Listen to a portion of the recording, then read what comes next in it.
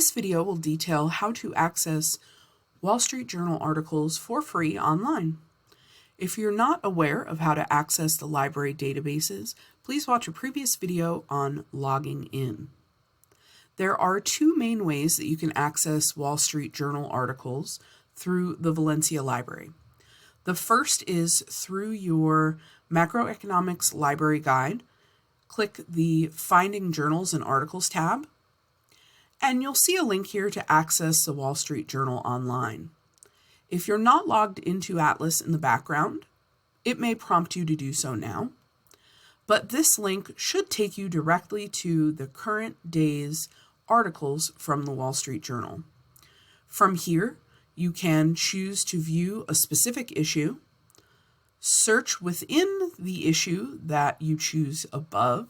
So again, it defaults to the current date.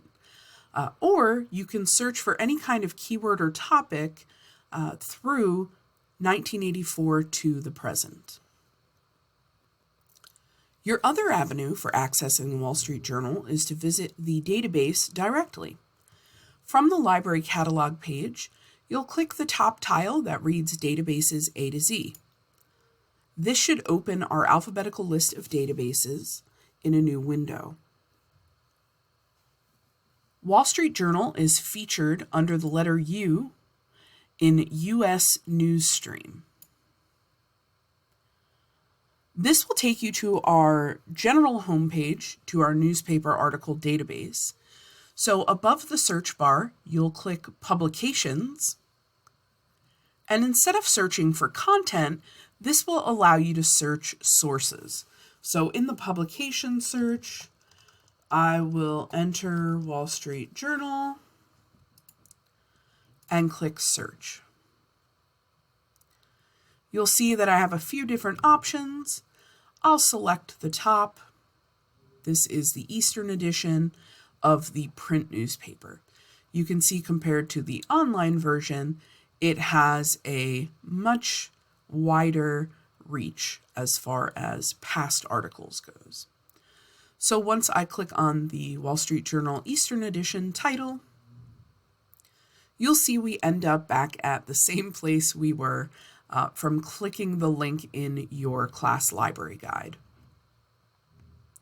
Again, you can search for content or keywords or a name or a country, any kind of information you're searching for.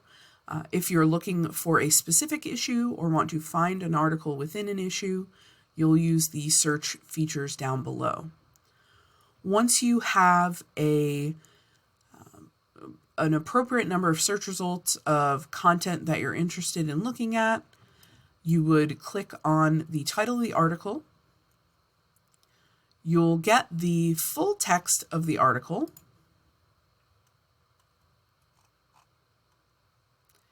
You have other suggested sources, so perhaps other articles that talk about the same topic, as well as subjects involved in this article.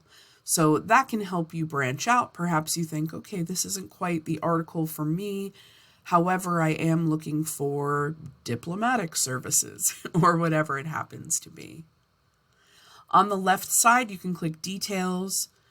And again, it gives you the informational page for the article. So you can see who the author is, what the publication title is. We already know that one, but it will show you the informational side. So this can also help with building citations. But you'll see in the top right corner that this database also gives you options, just like all of our other databases.